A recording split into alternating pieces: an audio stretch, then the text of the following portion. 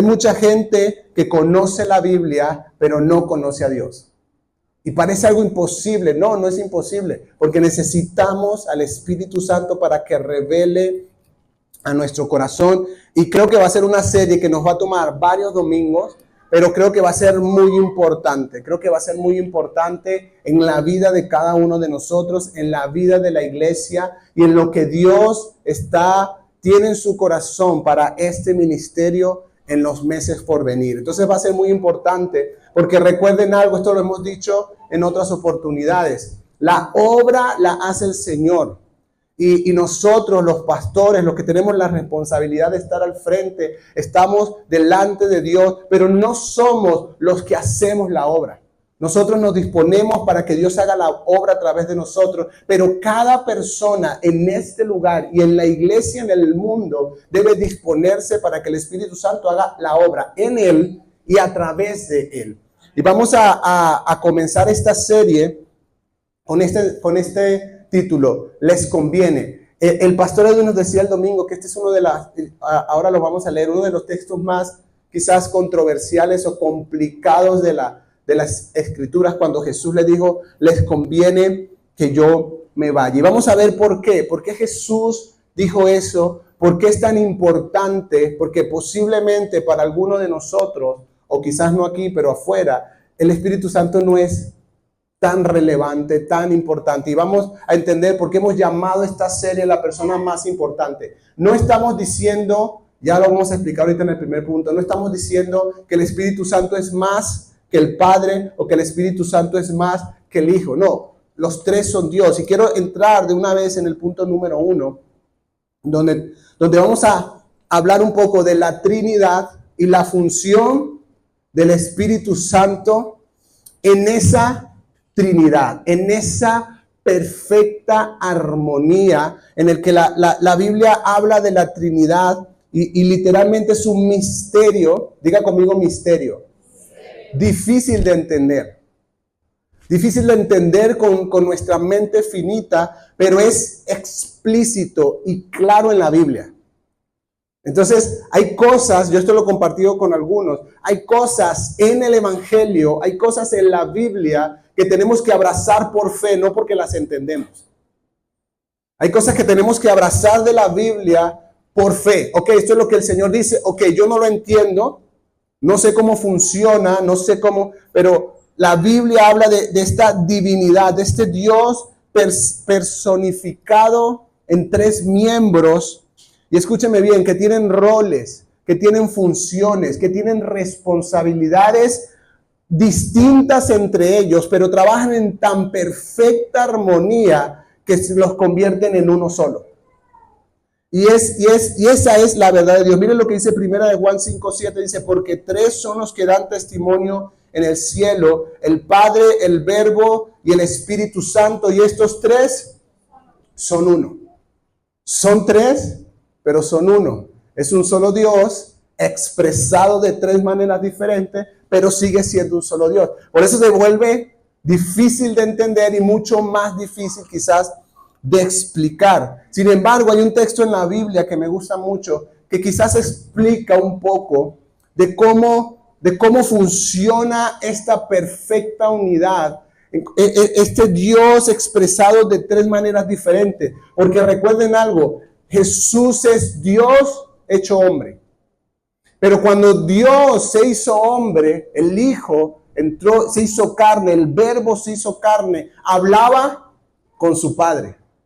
Es decir, ahí hay dos, pero además el Espíritu Santo vino sobre él. Ahí hay tres, pero otra vez es el mismo Dios. Entonces este es no solo algo difícil de explicar, sino es un milagro tremendo. Por eso la Biblia da tanto énfasis a el Verbo se hizo carne. Y cualquiera que diga que Dios no vino en carne es anticristo. No es de Dios. Todo el que niega que Cristo vino en carne no viene de Dios. Ese es el espíritu del anticristo totalmente. ¿Por qué? Porque es difícil de entender para los griegos en su tiempo y para nosotros en este momento. El apóstol Pablo quizás lo pudo manifestar de una manera tan sencilla, despidiéndose en una carta, ¿sí? De una manera tan pero de lo que él podía entender de cómo funcionaba esta Trinidad. Segunda de Corintios 13:14 dice que la gracia del Señor Jesucristo, diga conmigo gracia, el amor de Dios, amor, y la comunión del Espíritu Santo, comunión, sea con todos ustedes. Es decir, Pablo dice que la gracia de Jesucristo, el amor del Padre y la comunión del Espíritu Santo sea con ustedes. Habla de tres personas, de tres expresiones de Dios, pero habla también de tres cosas distintas en cada uno de estos. Cuando la Biblia habla de gracia, se refiere al favor no merecido que nos ha sido dado. ¿Y por medio de quién fue dado eso? Por medio de Jesucristo. Él fue el que pagó por nuestros pecados, el que pagó por nuestra maldad, el que hoy intercede delante del Padre por nosotros. Y la gracia de Jesucristo es la gracia que recibe cada ser humano en el momento que reconoce que Él es el Señor, que Él es el Salvador, y somos salvados del reino de las tinieblas y trasladados al reino de la luz. Dígame, ¿qué hicimos nosotros para ganarnos eso? Nada, la gracia es un favor, es un regalo que no merecemos, es algo que no nos ganamos. La Biblia dice que no es por obra, no es por mérito. No hay manera en que ningún ser humano en la tierra acceda a esta gracia por sus propios méritos. Solo es recibir un regalo no merecido. Pero también este texto habla del amor del Padre, y aquí habla de la expresión en griego es ágape, que es este amor incondicional, y habla de la actitud del Dios Padre, porque dice el amor del Padre, ¿verdad? La actitud de Dios hacia nosotros. ¿Qué siente? A veces esto nos cuesta, pero ¿qué siente Dios Padre cuando te ve? ¿Qué crees tú que siente? Quiero que sepas algo. Él siente amor. Él tiene amor hacia ti, por eso te permitió conocer su gracia, por eso te permitió conocerle, porque Él te ve con amor. El amor ágape, mira lo que dice el diccionario bíblico, es una decisión deliberada, sin necesidad de una causa asignada. Es decir, es una decisión de Dios de amarte incondicionalmente, aunque tus actos y tus acciones no lo merezcan. Por eso dice, es una decisión deliberada de amar incondicionalmente sin ninguna causa, sin nada que lo cause, sin nada quizás que lo justifique. Simplemente es una decisión de Dios. Y eso debería hacernos levantar cada mañana y darle gracias. Decirle gracias porque decidiste amarme. Una decisión. Y otra vez es algo que no nos ganamos. Pero cuando habla del Espíritu Santo, Pablo dice la comunión del Espíritu Santo. Y cuando habla de comunión, la expresión es koinonía en el griego. Implica comunión profunda, compañerismo y participación. Y a diferencia de la gracia, que no tenemos nada para ofrecer, solo recibir. El amor de Dios, no tenemos nada. Solo Dios nos ha decidido amar, no por ninguna causa. Pero la comunión sí requiere participación de nuestra parte. La comunión es también parte de la obra de Dios, pero requiere disposición de tu parte. Requiere inversión de tiempo. Requiere que tú participes en esa comunión. No se da, porque todos, ya lo vamos a explicar ahorita, todo creyente ha recibido el Espíritu Santo, pero no todo creyente tiene comunión con el Espíritu Santo. Todo creyente tiene la gracia porque no se la ganó. Todo creyente tiene el amor de Dios porque es un regalo de Dios, pero no todo creyente tiene la comunión porque tiene que participar. Tiene algo que hacer, tiene que tomar acciones, decisiones para poder tener comunión con el Espíritu Santo, quien nos confirma en el reino de Dios como hijos de Dios. Lo decía Ana hace rato, nunca lees mis notas y siempre me robas los versículos, no me entiendes. Quien nos confirma como hijos de Dios es la gracia de Jesucristo. Y el Padre, según la Biblia, nos eligió. Y Efesios 1 dice, según el puro afecto de su voluntad. Se lo voy a decir en venezolano, porque le dio la gana. Dios te eligió porque le dio la gana. Perdóname la expresión si a alguien le cae mal. No hiciste nada para eso. No eres más bonito que los demás. Él quiso, según el puro afecto de su voluntad, escogerte. Y la Biblia dice que Dios, el Padre, nos sella con el Espíritu Santo para que nada, diga conmigo nada. Ya lo vamos a leer en la Biblia. Para que nada pueda correrte ni apartarte de la gracia de Dios. El Espíritu Santo es un sello imborrable en la vida del creyente. Por eso en esta iglesia predicamos que la salvación no se pierde, porque si realmente eres salvo, has sido sellado para siempre por el Padre, con su Espíritu Santo en tu vida, para que nada te corra de su gracia, para que nada te corra, te aparte de su amor. Y quiero que veamos en la Biblia, 2 Corintios 1, del 21 al 22, dice, Dios es el que nos mantiene firmes en Cristo. ¿Quién nos mantiene firmes en Cristo? El pastor, la iglesia, un líder, un amigo, el esposo, la esposa, la mamá, el papá, el abuelo, el hijo. No, Dios es el que nos mantiene firmes en Cristo, tanto a nosotros como a ustedes. Él nos ungió, y aquí dice la Biblia, nos selló como propiedad suya y puso su espíritu en nuestro corazón como garantía de sus promesas. Eso es el Espíritu Santo en la vida del creyente. Es un sello de Dios, me pertenece. Ha sido trasladado del reino de Dios, del reino de las tinieblas, pero al reino de su luz admirable para siempre. Y tenemos todo creyente verdadero, tiene esto en su vida. Efesios 1, del 13 al 14 también lo dice. En él también ustedes, dile a la persona que está a tu lado, esto es contigo.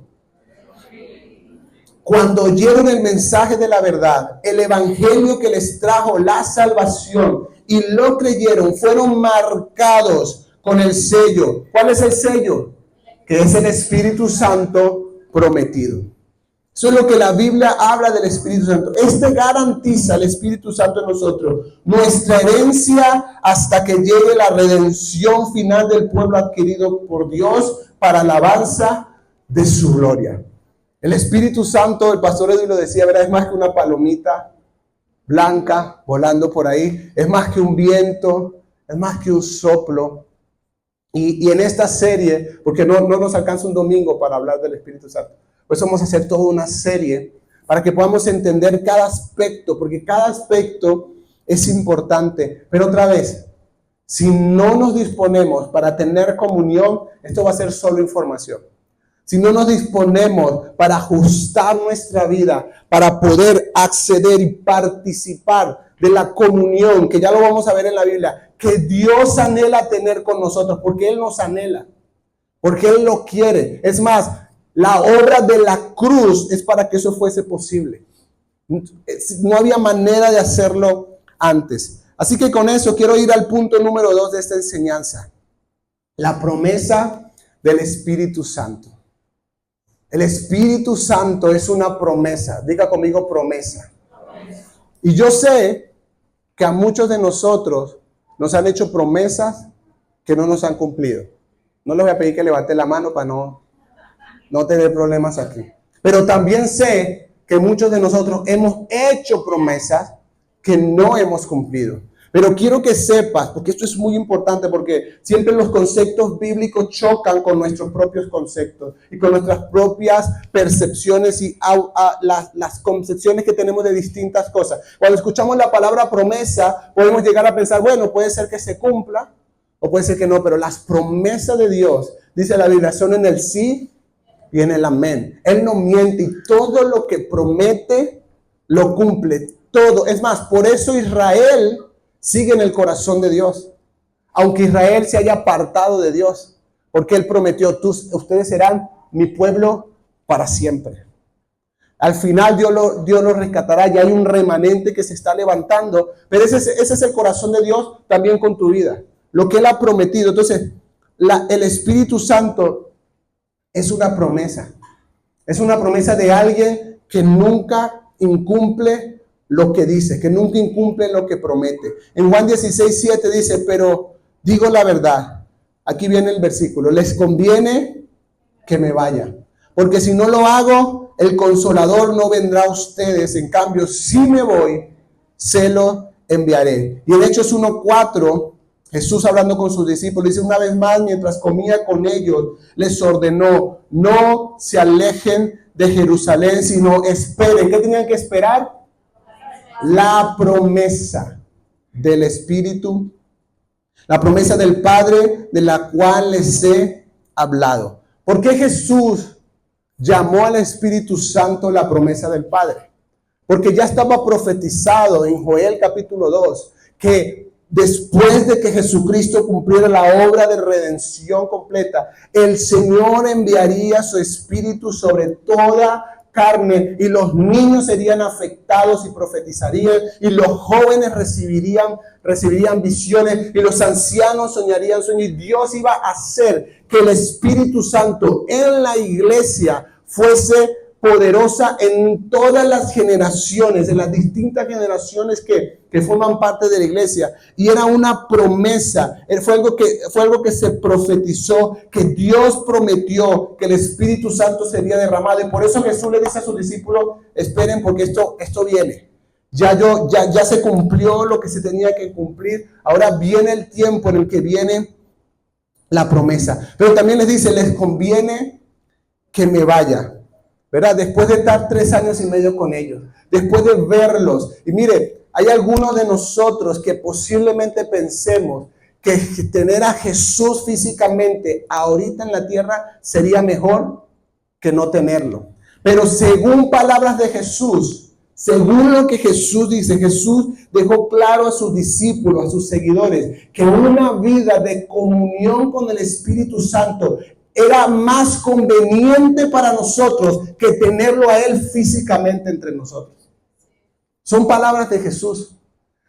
Los discípulos no lo entendieron, y algunos de nosotros quizás todavía decimos, bueno, si Jesús estuviese aquí, hay algunas cosas no.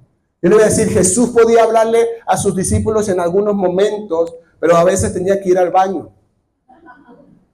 Pero el Espíritu Santo testifica de Jesús dentro de nosotros todo el tiempo. Jesús podía estar, si se iba con los 3, con Pedro, con Juan, ¿verdad? No podía estar con nosotros. Pero el Espíritu Santo puede estar con cada creyente en cada lugar del mundo. Por eso Jesús dijo, esto es mejor. Por eso Jesús dijo, les conviene. Déjenme decirles, les conviene. El Espíritu Santo es el que nos capacita para hacer las obras que Jesús hizo y aún mayores. Entonces, esto es lo que Jesús les estaba diciendo. Si Jesús dijo que vivir una vida llena del Espíritu Santo, en comunión con el Espíritu Santo, antes que estar caminando con Él, era mejor para nosotros, era mejor para sus discípulos. Y sus discípulos lo vieron. Las preguntas que tenemos que hacernos es, ¿conocemos realmente al Espíritu Santo? ¿Estamos viviendo una vida controlada, llenos del Espíritu Santo, como Jesús le dijo a sus discípulos? ¿Conocemos esta promesa? ¿Tenemos esta amistad con el Espíritu Santo? Porque quiero que sepan, para eso murió Jesús. Y por eso les dijo a sus discípulos, esperen la promesa. Y por eso les digo a los discípulos, les conviene que yo me vaya. Pero es a veces extraño en algunos creyentes, eso no pasa aquí, eso pasa en otras iglesias, ¿verdad? Que tenemos la promesa, que tenemos el regalo, que tenemos todo de parte de Dios y no hacemos nuestra parte para participar de la comunión con Dios. El principio para una comunión profunda con el Espíritu Santo es reconocer 2 cosas. Número 1, que Él nos anhela. Y número 2, que Él ha estado con nosotros desde el día en que creímos, aunque no tuviésemos entendimiento o conciencia de esto. Desde el día que creímos, el Espíritu Santo ha estado dentro de nosotros. Pero para algunos ha sido, quizás no lo hemos visto. Pero al reconocer, ok, el Espíritu Santo ha estado conmigo, ha estado viviendo, habitando en mí desde el día en que creí, pero además me anhela, son cosas que nos ayudan a impulsarnos a hacer lo que tengamos que hacer para poder tener este tipo de relación, de comunión, que quiero que sepan, es algo que se desarrolla, es algo que toma tiempo. Lo que pasa es que estamos en esta generación donde queremos todo. Pastor, hagamos una reunión el viernes, 24 horas. Full inyección de Espíritu Santo para yo salir ya en comunión, escuchando al Espíritu Santo llenos. No funciona así. Amerita tiempo.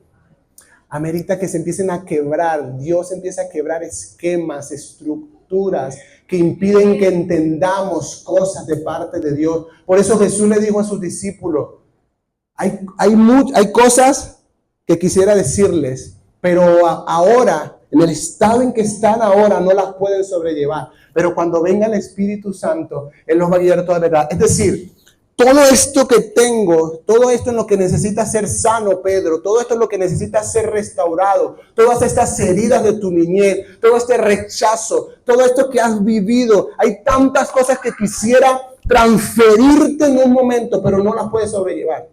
Te vas a volver loco con esto. Pero el Espíritu Santo te va a ir guiando. Por eso amerita tiempo, amerita disposición y tiempo. No es algo de 24 horas, no es algo, bueno, esta semana sí me paro a las 5 y oro. No es una cosa de una semana. Es una cosa que lleva inversión de tiempo y disposición de nuestro corazón. Pero para animarte, y esto lo vamos a estar profundizando en la siguiente semana, quiero con el punto número 3 que veamos las consecuencias en la vida nuestra de tener una comunión con el Espíritu Santo.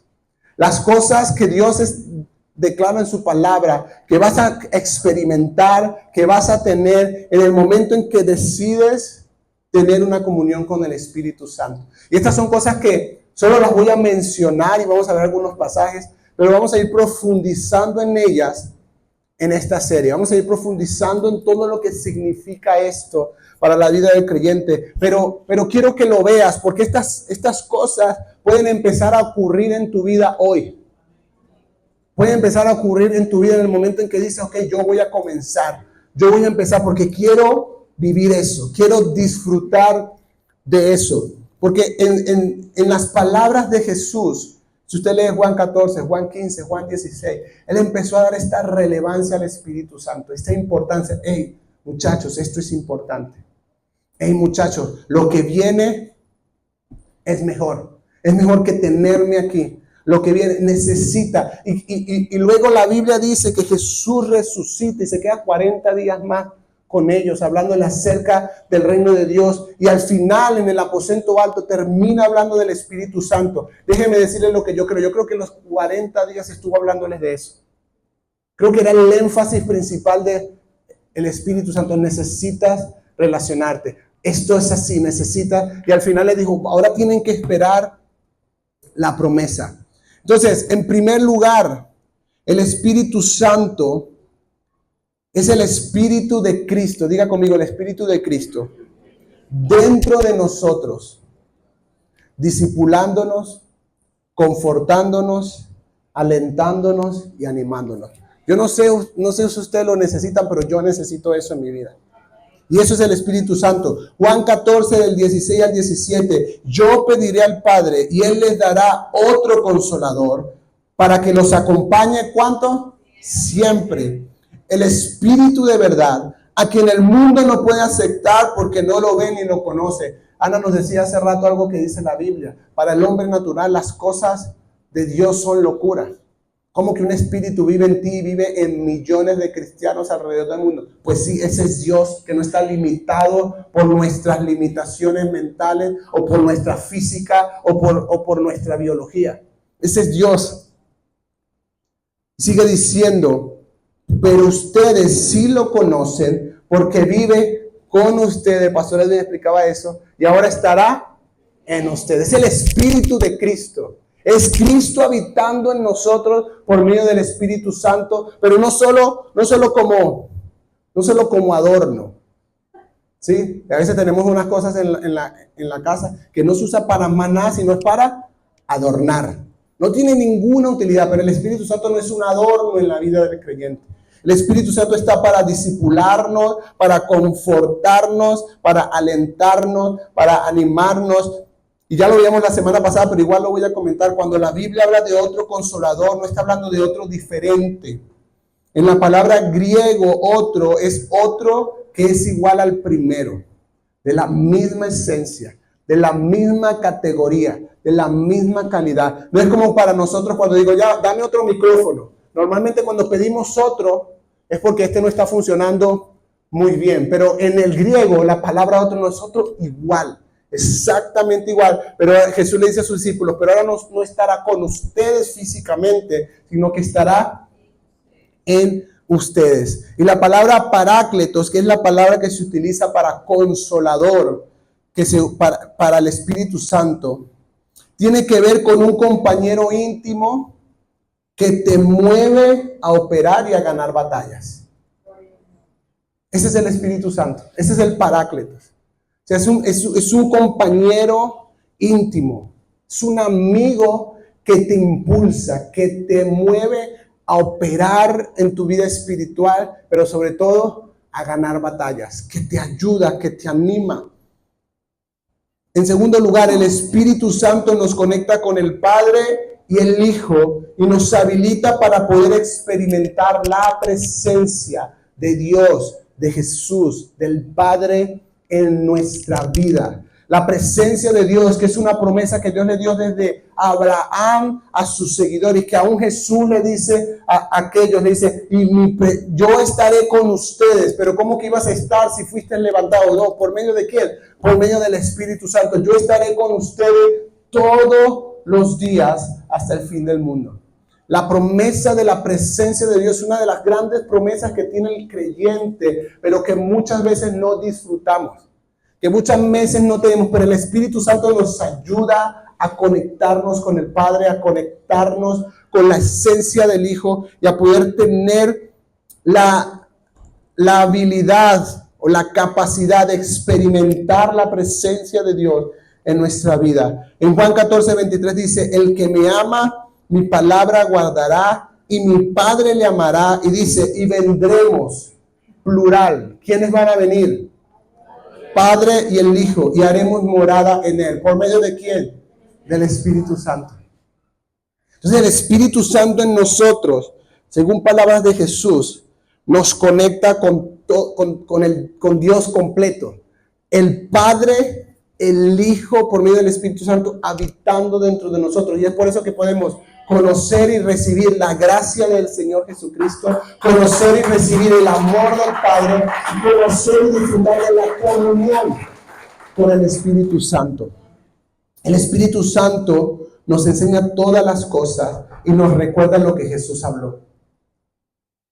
Enciende como una lámpara, como una luz en nuestro interior para poder ser dirigidos por Él, para poder ser dirigidos por la voluntad de Dios. Juan 14:26, pero el Consolador, el Espíritu Santo, a quien el Padre enviará en mi nombre, les enseñará ¿cuántas? Todas las cosas y les hará recordar todo lo que he dicho. El Espíritu Santo está ahí, es parte de lo que la comunión con Él nos va a permitir disfrutar, nos va a enseñar las cosas, nos va a guiar, nos va a permitir entender, que no sé cuántos lo necesitan aquí, entender los procesos que estamos viviendo, entender las situaciones que estamos viviendo. Dice, pero además nos recuerda las palabras de Jesús, nos recuerda las palabras que Él ha hablado, que son verdad para siempre. El Espíritu Santo testifica en nuestro interior y esto es sumamente importante, es decir, nos transmite lo que está en el corazón de Jesús, lo que está en el corazón del Padre a nuestro corazón. Y quiero que sepas, es cuando empieza en tu vida a cambiar de manera sobrenatural tus deseos y empiezas a desear y empiezas a querer aquellas cosas que Dios quiere para ti. Pero es el Espíritu Santo moviéndonos.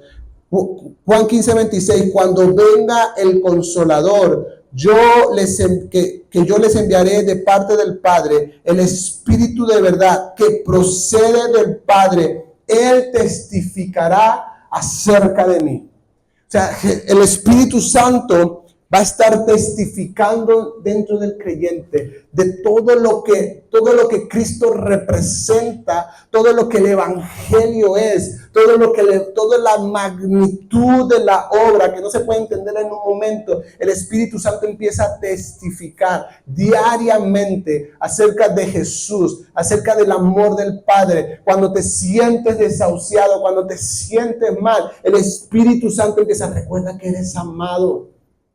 Ese es el Espíritu Santo. Recuerda todo lo que Dios te ha dicho. Recuerda. Y es el Espíritu Santo testificando lo que hay en el corazón del Padre, lo que hay en el corazón del Hijo, hacia nosotros, hacia nuestro espíritu y nuestro corazón, para que podamos levantarnos, para que podamos ser alentados en un momento. El Espíritu Santo nos convence de pecado, de justicia y de juicio. Juan 16:8, y cuando Él venga, convencerá al mundo de pecado, de justicia y de juicio. Es decir, el Espíritu Santo posee la habilidad de hacernos ver las cosas que no vemos de nosotros mismos. Porque somos expertos viendo el error de los demás. Porque somos expertos viendo de qué pata cojea mi hermano, en qué cosas a este todavía le falta, si se peinara mejor, si se vistiera mejor, si se cortara el cabello, y nos las pasamos internamente, ¿verdad? Espero que no externamente, que no armemos grupos de chisme en vez de grupos de oración, pero que nos las pasamos internamente. Hoy como que no se combinó bien, como que no, eso por hablar de cosas así, sin hablar de las cosas quizás un poco más relevantes, donde empezamos a juzgar a otros sin conocerlos, solo porque por un momentico los vimos. Y el Espíritu Santo tiene esta habilidad de convencernos de que hay algunas cosas que estamos haciendo que no están bien, aunque nosotros no las veamos. Ese es el Espíritu Santo en la vida, que te permite ver la viga que tienes en tu ojo antes de ver la paja del ojo de tu hermano, que te permite, hey, mira, hay que revisar esto, hey, esto que estás haciendo. Sí, por muchos años puedes estar haciendo algo y creer que está bien, hasta que un día estás en oración, estás con la Biblia y el Espíritu Santo te dice, te voy a decir algo que no te va a gustar. Igual te lo voy a decir, exacto. Así cuando le respondes feo a esta persona que siempre ve, no está bien. Y tú, pero no es gran cosa, pues, no está bien, hijo. Y no solo ese es el Espíritu Santo, no es juicio y no es condenación, no es que tú dices, ay, qué horrible soy, Dios mío. No, te convence y te lleva al arrepentimiento. Es como, Señor, no sabía. O sea, es un amor. Es una cosa que solo el Espíritu Santo hace, porque a nadie nos gusta que nos digan las cosas. A ninguno nos gusta, ¿verdad? Como, mira, que tienes que resolver esto, mira, esto no está bien. Y tú, ok, sí, está bien. Y a lo mejor tiene razón, pero uno ahí adentro como no le gusta que... Pero el Espíritu Santo tiene una habilidad hermosa de hacerte ver que estás equivocado, que estás mal, que estás fallando, que estás en un error, que vas por el camino incorrecto, pero al mismo tiempo sentirte tan amado y decir, Señor, gracias por hablarme de esto. No sabía, no tenía ni idea. Y no te lleva por mi culpa, por mi gran culpa. No te lleva a eso. Te lleva a arrodillarte, te lleva a decir, Señor, perdón, ayúdame, no quiero hacerlo más, no quiero estar más ahí. Ayúdame, si esto no está bien, yo no lo quiero en mi vida. Y voy a hacer lo que tenga que hacer, pero ayúdame. Ese es el amor del Espíritu Santo en nosotros. Ese es el convencimiento del Espíritu Santo en nuestra vida. Pero también la Biblia dice que nos convence de justicia. Es decir, nos convence de que hemos sido justificados por la gracia de Jesucristo. Nos convence de que no hay nada que podamos hacer para arreglar el problema, que ya Cristo lo hizo, que necesitamos rendirnos y recibir la gracia, recibir el perdón que ya Cristo pagó en la cruz. Tengo que hacer ajustes, no implica que no tenga que hacer ajustes, pero yo no puedo enmendar mi pecado. El único que tiene el poder para enmendar, resolver y quitar el pecado de mi vida es Jesucristo por medio del sacrificio de la cruz. Solo eso quita el pecado de nuestras vidas, pero además nos convence de juicio. ¿Sí? Nos convence de los juicios que ya Dios ha declarado en la Biblia, los juicios que vienen, que vamos a ver en los tiempos por venir, y los juicios que están por encima de Satanás. Sabemos que es un enemigo vencido. Y cuando vienen esas palabras, que ya no es el Espíritu Santo, sino la serpiente que le habló a Eva, cuando viene ese, viste, si no fuera tú, no fuera la iglesia. Después lo que hice esta semana, ese les digo, ese no es el Espíritu Santo. Ese es el acusador. Y el Espíritu Santo, cuando estamos en comunión, nos dice, hijo, esa no es mi voz. Esa no es mi voz. Ninguna condenación hay para los que están en Cristo Jesús. Vamos a hablar de eso, vamos a resolverlo. Yo te voy a ayudar. Pero esa no es mi voz. El Espíritu Santo nos guía en la verdad y nos revela lo que viene. Y esto es algo que forma parte también de lo que Jesús dijo acerca del Espíritu Santo. Juan 16:13, pero cuando venga el Espíritu de la verdad, Él los guiará a toda la verdad, porque no hablará por su propia cuenta, sino que dirá solo lo que oiga y les anunciará las cosas por venir. El Espíritu Santo tiene también esta tarea en cada uno de nosotros de anunciarnos. Ya lo hizo a través de muchos hombres en la Biblia, pero Él lo sigue haciendo. Las cosas por venir, las cosas que vienen, las cosas que no sabemos. El Espíritu Santo quiere hablarlas, porque el Espíritu Santo es la estrategia del Padre para levantar una iglesia poderosa. El Espíritu Santo es la estrategia del Padre para levantar una iglesia preparada para las cosas que vienen. Quiero que sepas, y no estoy hablando de que si se te espicha un caucho deberías saberlo antes, no estoy hablando de eso. Estoy hablando de cosas más trascendentales. Pero hay cosas que van a suceder en el mundo que el creyente debió haber leído en el periódico de ayer, aunque estén pasando hoy. Que el creyente debería saber, ok, hay guerras, sabíamos de eso.